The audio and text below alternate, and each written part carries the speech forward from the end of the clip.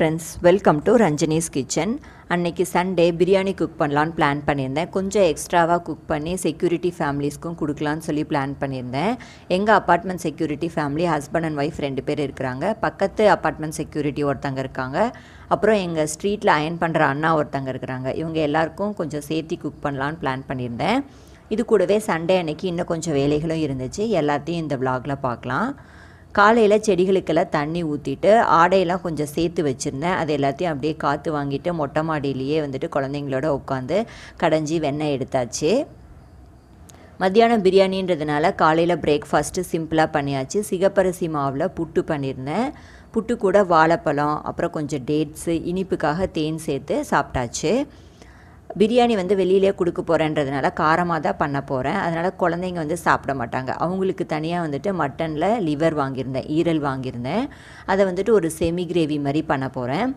ஒரு கடாயில் ஆயில் விட்டு தாளிக்கிறதுக்காக பட்டை லவங்கம் மட்டும் சேர்த்துருக்கிறேன். அப்புறம் சின்ன வெங்காயம், இஞ்சி பூண்டு பேஸ்ட்டு இதெல்லாம் நல்லா வதங்கினதும் வாஷ் பண்ணி வச்சுருக்கிற ஈரல், மஞ்சள் தூள், தேவையான அளவு உப்பு சேர்த்து நல்லா மிக்ஸ் பண்ணி விட்டுக்கோங்க. ஈரல்லேருந்தே தண்ணி விட்டு வரும். 1/4 டம்ளருக்கும் குறைவாக கொஞ்சமாக தண்ணி சேர்த்து நல்லா மிக்ஸ் பண்ணிவிட்டு ஒரு மீடியம் ஹீட்லேயே 10லேருந்து 15 நிமிஷத்துக்கு நம்ம மூடி போட்டு வச்சோம்னா நல்லா வெந்துடும். நான் குழந்தைங்களுக்கு பண்ணுறதுனால மசாலாலாம் பெருசாக எதுவும் சேர்க்கலை. அது வேகிறதுக்குள்ளே அந்த கேப்பில் பார்த்திங்கன்னா இன்றைக்கி ஹேர் ஆயில் ரெடி பண்ணலாம் அப்படின்னு சொல்லிவிட்டு அதுக்கு தேவையானதெல்லாம் ரெடி பண்ணி வச்சிட்ருக்கிறேன். கொஞ்சம் கற்றாழை கட் பண்ணிட்டு வந்திருந்தேன். மாடியில் வச்சுருக்கேன். கொஞ்சம் கட் பண்ணிட்டு வந்திருந்தேன். அப்புறம் கொஞ்சம் இலைகள்லாம் தேவைப்படுது. இதோட டீட்டெயில்டு ரெசிபி நான் தனியாக ஷூட் பண்ணியிருக்கிறேன். செப்பரேட் வீடியோவாக போஸ்ட் பண்ணியிருக்கிறேன். நான் எண்ணெயை காய்ச்சாமல் நேச்சுரலாக இன்ஃப்யூஸ் பண்ணுறதுக்கு ட்ரை பண்ணியிருக்கிறேன். ஸோ எப்படி வந்திருக்குன்னு சொல்லி பார்த்துட்டு நான் உங்களுக்கு வீடியோ ஷேர் பண்ணுறேன். இப்போ ஒரு 10-15 நிமிஷத்துலேயே ஈரல் நல்லா வெந்துடுச்சு. நல்லா ஒரு தடவை மிக்ஸ் பண்ணி விட்டுட்டு காரத்துக்கு கடைசியாக நான் கொஞ்சமாக பெப்பர் சேர்த்துருக்குறேன்.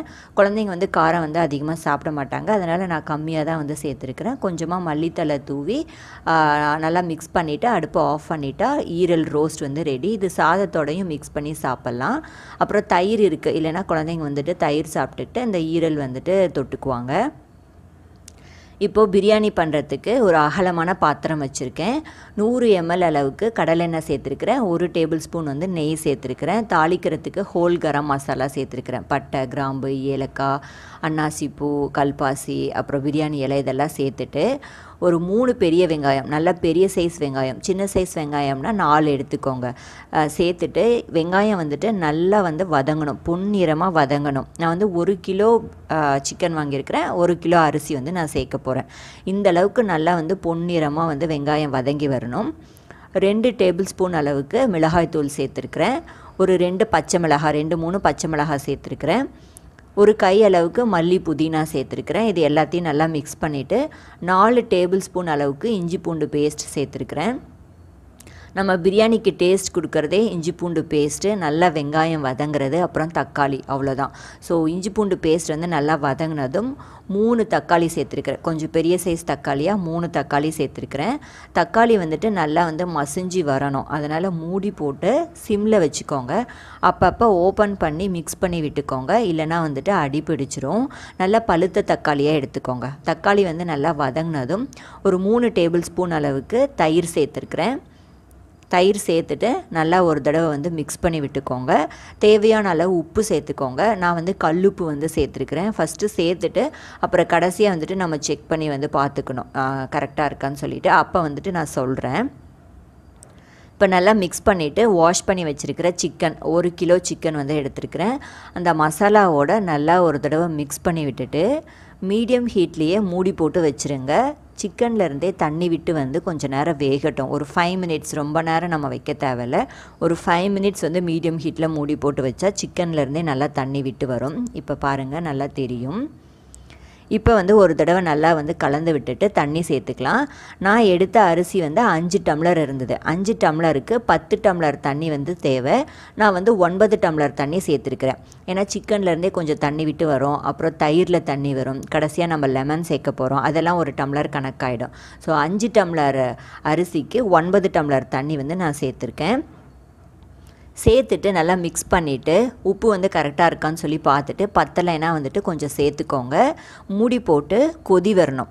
இப்போ கொதி வர சமயத்தில் நமக்கு உப்பு, காரம், புளிப்பு இது 3 வந்து கரெக்டாக இருக்கான்னு சொல்லி செக் பண்ணிக்கோங்க. உப்பு மட்டும் ஒரு நூல் தூக்கலாக இருக்கணும். அப்போ தான் வந்துட்டு அரிசி வந்து நமக்கு வெந்து வரும்போது கரெக்டாக இருக்கும். இப்போ வந்து எனக்கு வந்து பார்த்திங்கன்னா உப்பு வந்து கொஞ்சம் பத்தாமல் இருக்குது. இந்த ஸ்டேஜில் கல்லுப்பு சேர்க்காதீங்க, தூளுப்பு சேர்த்து மிக்ஸ் பண்ணி பார்த்தா தான் கரெக்டாக இருக்கும். புளிப்பும் கொஞ்சம் கம்மியாக இருந்தது, அதனால் வந்துட்டு நான் ஒரு அரை லெமன் வந்து புளிஞ்சு விட்டுருக்குறேன். உங்களுக்கு எந்த அளவுக்கு தேவையோ அந்த அளவுக்கு வந்து புளிஞ்சு விட்டுக்கோங்க. சில சமயம் வந்துட்டு தக்காளியோட புளிப்பே சரியாக இருக்கும், அப்போ வந்துட்டு லெமன் வந்து புளிய தேவையில்லை. இப்போ வந்துட்டு பாஸ்மதி அரிசி வந்து ஒரு அரை மணி நேரமாக நான் ஊற வச்சுருந்தேன். அதை வந்துட்டு நல்லா வந்து வடிச்சிட்டு தண்ணியெல்லாம் பாஸ்மதி அரிசியை வந்து சேர்த்துக்கலாம். இடையில பார்த்திங்கன்னா எனக்கு வந்து பாத்திரம் வந்து பத்தாத போயிடுச்சு. ஸோ என் ஹஸ்பண்ட் வந்து தூங்கிட்டு இருந்தார். அடித்து எழுப்பி மேலே லாஃப்டில் இருந்த பெரிய பாத்திரத்தை எடுத்து கொடுக்க சொல்லி எப்படியோ வந்துட்டு கீழெல்லாம் ஊற்றாமல் மாற்றிட்டேன். பாத்திரம் வந்துட்டு கொஞ்சம் பெரிய பாத்திரமாக எடுத்துக்கோங்க. ஒரு 5 நிமிஷம் ஆகும் நமக்கு வந்து இந்த தண்ணியெல்லாம் சுண்டி வரத்துக்கு. அது வரைக்கும் ஹை ஹீட்லேயே வச்சுக்கோங்க, சிம்லேயோ மீடியம்லேயோ வைக்கக்கூடாது. இந்த தண்ணி வந்து சுண்டி அரிசியும் தண்ணியும் சமமாக வரணும். இப்போ பார்த்திங்களா ரெண்டும் நல்லா மிக்ஸ் ஆகி வந்திருக்கு இல்லையா, அது வரைக்கும் ஹை ஹீட்லேயே வச்சுக்கோங்க. அப்பப்போ 1 நிமிஷம் 2 நிமிஷத்துக்கு ஒரு தடவை ஓப்பன் பண்ணி செக் பண்ணிக்கோங்க, இல்லைனா வந்து அடி பிடிச்சிரும். இப்போ வந்துட்டு தண்ணியெல்லாம் சுண்ணதுக்கப்புறமா அடுப்பை வந்து கம்ப்ளீட்டாக சிம் பண்ணிவிட்டு நல்லா சமப்படுத்திட்டு மூடி போட்டு மேலே வந்துட்டு வெயிட் வச்சுக்கோங்க. ஒரு 15 நிமிஷத்துக்கு வந்து அப்படியே இருக்கட்டும். 15 நிமிஷம் கழித்து ஓப்பன் பண்ணி பார்க்கலாம். ஓப்பன் பண்ணி பார்த்துட்டு அதுக்கப்புறமா நம்ம தேவையா இல்லையான்னு சொல்லி செக் பண்ணிக்கலாம். அந்த கேப்பில் வந்துட்டு நான் வந்துட்டு தயிர் வெங்காயம் வந்து ரெடி பண்ணிக்கிறேன். கொஞ்சமாக வந்து கேரட்டு, பெரிய வெங்காயம், அப்புறம் வந்து தயிர், உப்புலாம் சேர்த்துட்டு தயிர் வெங்காயம் ரெடி பண்ணியிருக்கேன்.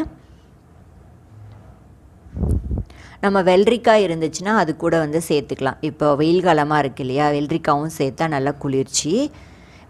சைடில் வந்து பார்த்திங்கன்னா முட்டையும் வேக வச்சுட்டேன். முட்டை வெந்ததுக்கப்புறம் அதே அடுப்பில் வந்து குழந்தைங்களுக்கு ஒயிட் ரைஸும் நான் வந்துட்டு வச்சுட்டேன். அவங்களுக்கு வந்துட்டு முட்டை, ஒயிட் ரைஸு, அப்புறமா வந்துட்டு மட்டன் லிவர் பண்ணியிருந்தேன். இப்போ வந்து 15 நிமிஷம் கழித்து ஓப்பன் பண்ணி பார்க்குறேன். அடுப்பை வந்து நான் ஆஃப் பண்ணல. தண்ணி நமக்கு இருக்கா, எல்லாம் சுண்டிருச்சா அப்படின்னு சொல்லி செக் பண்ணோம். எனக்கு வந்துட்டு கொஞ்சமாக வந்துட்டு தண்ணி இருந்துச்சு. ஸோ ஓரமாக வந்துட்டு லைட்டாக வந்துட்டு நீங்கள் தள்ளி பார்த்தீங்கன்னா தெரியும். ரொம்ப போட்டு கலக்க தேவையில்லை, கலக்கினோம்னா அப்புறமா அரிசி உடஞ்சிரும். ஸோ இன்னும் கொஞ்சம் தண்ணி இருந்துச்சு. மேலாப்பில் இருந்த சாதத்தை மட்டும் ஒரு தடவை லைட்டாக திருப்பி போட்டுட்டு இன்னும் ஒரு 5 நிமிஷத்துக்கு வச்சுருந்தா தண்ணி வந்துட்டு நல்லா சுண்டிரும். ஸோ உங்களுக்கு வந்து அடுப்போட எந்த அளவுக்கு எரியுதுன்றதை பொறுத்து உங்களுக்கு ஆகும். 15 மினிட்ஸும் ஆகலாம், 20 மினிட்ஸும் ஆகலாம். ஸோ இன்னும் ஒரு 5 மினிட்ஸ்க்கு வச்சுட்டு அதுக்கப்புறம் நான் அடுப்பை வந்து ஆஃப் பண்ணிவிட்டேன். ஓப்பன் பண்ணி பார்க்கல. 5 மினிட்ஸ்க்கு வச்சுட்டு அடுப்பை ஆஃப் பண்ணிவிட்டு 15 மினிட்ஸ்க்கு வந்து அப்படியே வந்துட்டு க்ளோஸ்லேயே வந்துட்டு விட்டுட்டேன்.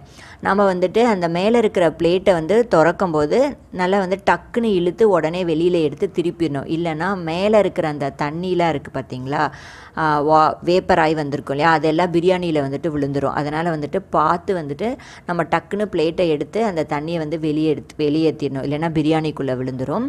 சூப்பராக பிரியாணி அன்றைக்கி ரெடியாக இருந்துச்சு. சாப்பிட்டுட்டு எல்லாருமே வந்துட்டு சூப்பராக இருந்துச்சு, கடையில் வாங்கின மாதிரியே இருந்துச்சுன்னு சொல்லியிருந்தாங்க. அரிசியும் வந்துட்டு எனக்கு உடையில நல்லா வந்துட்டு சாதம் வெந்து பொலன்னு இருந்துச்சு. அதே சமயத்தில் உதிரியாகவும் இருந்துச்சு. ஸோ வச்சு பேக் பண்ணி கொடுத்துட்டேன். நான் 4 பேருக்கு பிளான் பண்ணியிருந்தேன். அன்றைக்கி வந்துட்டு ஒரு அண்ணா வந்துட்டு வரல, அயன் பண்ணுற அண்ணா வந்துட்டு வரல. அதனால் வந்துட்டு 3 பேருக்கு தான் பேக் பண்ணி கொடுத்துருந்தேன். ஸோ அவங்களுக்கு ஃபஸ்ட்டு பேக் பண்ணி கொடுத்துட்டு அதுக்கப்புறம் நாங்களும் வந்து சாப்பிட்டாச்சு. இந்த விலாக் உங்களுக்கு பிடிச்சிருந்துச்சு அப்படின்னா வீடியோக்கு ஒரு லைக் கொடுங்க, சேனலுக்கு சப்ஸ்கிரைப் பண்ணுங்கள். தேங்க்ஸ் ஃபார் வாட்சிங்.